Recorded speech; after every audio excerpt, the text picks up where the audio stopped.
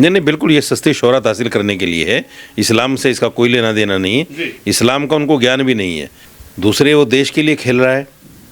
रोज़े की हालत में आप मुझे बताइए, डॉक्टरों की टीम उनकी पूरी साथ में होती है, कोई डॉक्टर उसको कैसे अलाउ कर सकता है कि आप भूखा रहकर जो बोलिंग कीजिए। इस वक्त रमजान का पाक महीना चल रहा है और सभी रोजेदार अपने तरीके से इस्लाम को मानने वाले रोज़ा रख रहे हैं, लेकिन जो आज तस्वीर देखने को मिली है उसके बाद आखिरकार ये एक बहस छिड़ गई है कि क्या मोहम्मद शमी ने रोज़ा नहीं रखा तो क्या वो गुनहगार हैं। और सीधा मौलाना साजिद रशीद साहब मेरे साथ बातचीत करने के लिए। साहब, सीधा सवाल है, पूरे देश ने वो तस्वीर देख ली है जो बयानबाजी हो रही है मौलानाओं की तरफ से, जो कहा जा रहा है। मेरा सवाल आपसे यह है, आप भी एक इस्लाम को जानने वाले हैं, एक मौलाना है और रमज़ान का पाक महीना चल रहा है, लेकिन क्या अगर मोहम्मद शमी ने इस रोज़े को नहीं रखा तो क्या वो गुनहगार हो गए? नहीं, ये जो बयान चला है मैं समझता हूँ ये सस्ती शोहरत हासिल करने के लिए चलाया गया है। रमज़ान में अगर कोई आदमी सफ़र करता है तो सफ़र की हालत में उसको इजाज़त है कि वो रोज़ा ना रखे, ये इजाज़त है। वो सफ़र में है, दुबई में है, अभी हिंदुस्तान में तो है नहीं। दूसरे वो देश के लिए खेल रहा है। रोज़े की हालत में आप मुझे बताइए, डॉक्टरों की टीम उनकी पूरी साथ में होती है, कोई डॉक्टर उसको कैसे अलाउ कर सकता है कि आप भूखा रहकर जो बोलिंग कीजिए। ये बहुत सारी मजबूरियां उसके साथ में हैं। इसको इस्लाम से जोड़ देना और ये कह देना कि तू गुनहगार है, फलां है। तीसरी बात, रोज़ा अल्लाह के लिए आदमी रखता है जी। ये डायरेक्ट अल्लाह का मामला है, बंदे का और अल्लाह का। अगर उसने रोज़ा नहीं रखा तो अल्लाह जाने वो जाने, आपको क्या अधिकार है उसको सामने आकर बदनाम करने का पूरी मीडिया में कि साहब उसने रोज़ा नहीं रखा। आपके घर में आपकी बीवी, आपके बच्चे, आपके भाई, आपकी बहन, आपके रिश्तेदार कितने लोग होंगे जो रोज़ा नहीं रखते होंगे? आपने कभी उनके बारे में मीडिया में नहीं कहा आकर। आपने सिर्फ मोहम्मद शमी। ये सवाल सीधा मौलाना साबुद्दीन से है कि भाई आप ये बताइए कि आपके घर में, परिवार में एक लिस्ट जारी कर दीजिए कि कितने लोगों ने रोज़ा रखा है, कितने ने नहीं रखा। आप मानते हैं साजिद साहब की एक सस्ती शोहरत हासिल करने का, क्योंकि ये पूरा प्रकरण चल रहा हो, जैसे उन्होंने देखा कि भाई मोहम्मद शमी है, पानी पी लिया या एक ड्रिंक पी लिया एनर्जी के लिए, तो सीधा उसको मुद्दे को उठा दो। नहीं, बिल्कुल ये सस्ती शोहरत हासिल करने के लिए है। इस्लाम से इसका कोई लेना देना नहीं है, इस्लाम का उनको ज्ञान भी नहीं है। आज एक टीवी चैनल पर मेरे सामने थे वो, जब उनसे मैंने सवाल किए तो छोड़कर भाग गए, क्योंकि उनको जानकारी नहीं है। वो जानबूझकर इस तरह के बयान देते हैं।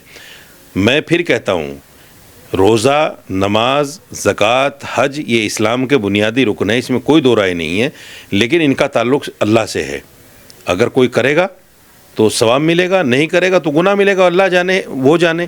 हम क्यों किसी पर टिप्पणी करें? एक बात बताइए, मोहम्मद शमी जाने, ऊपर वाला जाने, अल्लाह जाने, भगवान जाने, ईश्वर जाने कि भैया मोहम्मद शमी ने गुनाह किया तो उसकी सज़ा देंगे, ईश्वर नहीं देंगे, वो बंदे की और ऊपर वाले की कनेक्टिविटी है। लेकिन ये जो बीच में सिस्टमैटिक चीज़ें करने की कोशिश करते हैं, आखिर ये लोग कौन है? ठीक है भाई, मैंने अगर कोई गुनाह किया, अगर तो मेरे को सज़ा भगवान देंगे। ऐसा होता है कि भाई कोई ड्रिंक कर लेता है, कोई शराब पी लेता है, कोई गलत काम कर लेता है, तो ये सब चीज़ें कोई उभर के नहीं आती है, लेकिन ईश्वर उसका कह सकते हैं हिसाब किताब करता है। लेकिन ये मोहम्मद शमी जाने और ऊपर वाले अल्लाह ईश्वर जाने। लेकिन ये शाहबुद्दीन जी क्या चाहते हैं? शाहबुद्दीन रिजवी जो है, मैं समझता हूँ कि ये मुफ्ती आलिम तो है नहीं। मतलब आप ये भी सवाल उठा रहे हैं कि मुफ्ती भी नहीं है वो? बिल्कुल बिल्कुल मुफ्ती भी नहीं है, और बड़ी बात कह रहे हैं आज। और अगर मुफ्ती भी हैं तो उनको अधिकार ही नहीं है इस बात के कहने का।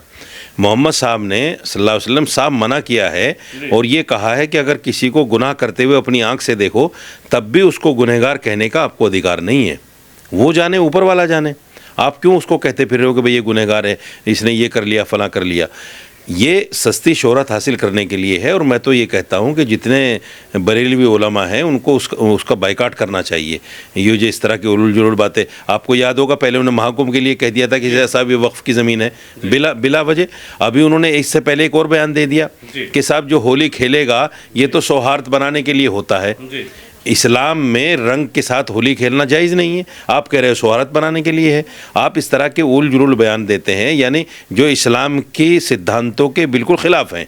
तो मैं समझता हूं कि ऐसे आदमी का सोशल बाइकाट होना चाहिए, बरेलवी उलमा को इसका संज्ञान लेना चाहिए। अच्छा मौलाना साहब, एक बात बताइए, देश पहले है कि धर्म पहले? आपके हिसाब से, आप भी इस्लाम के जानकार हैं, मैं लगातार आपसे जुड़ा रहता हूँ, आप बड़े नेशनल चैनलों पर बैठते हैं।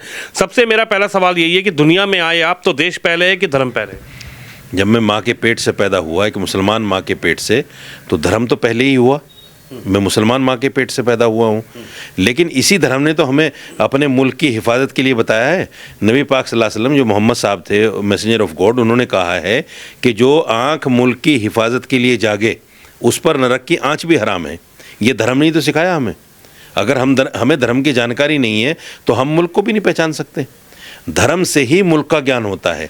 हमें मुल्क के लिए क्या करना है, क्या नहीं करना है, ये धर्म ही हमें बताता है। मोहम्मद शमी जो देश के लिए कर रहे हैं, जिन्होंने पूरे देश में, वर्ल्ड में भारत का नाम क्रिकेट की दुनिया में एक तरीके से बड़ा किया है, लेकिन आज जिस तरीके से उनको घेरने की कोशिश की जा रही है, टारगेट करने की कोशिश की जा रही है, उनको एक गुनहगार बताने की कोशिश की जा रही है कि भाई ये तो इस्लाम के गुनहगार हो गए, ये तो शरीयत के गुनहगार हो गए। इस पर आप क्या कहेंगे? क्या मोहम्मद शमी के साथ मौलाना साजिद रशीद जी खड़े हैं? बिल्कुल, मैं उनके साथ खड़ा हूँ और ये मामला उनका है, वो जाने।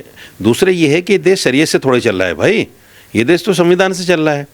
हज़ारों लोग हम देखते हैं कि रोज़ा नहीं रखते हैं, दिन भर में खाते पीते हैं, किसको डंडा लेके थोड़े मना करेंगे जी। आप नेशनल चैनल पर एक सेलिब्रिटी का नाम लेकर जो है वो हवाई लूटना चाहते हैं, इसके अलावा कुछ भी नहीं है। इससे पहले पाकिस्तानी क्रिकेटर मोहम्मद रिजवान माला जपते हुए नजर आए, लेकिन वो हार गए।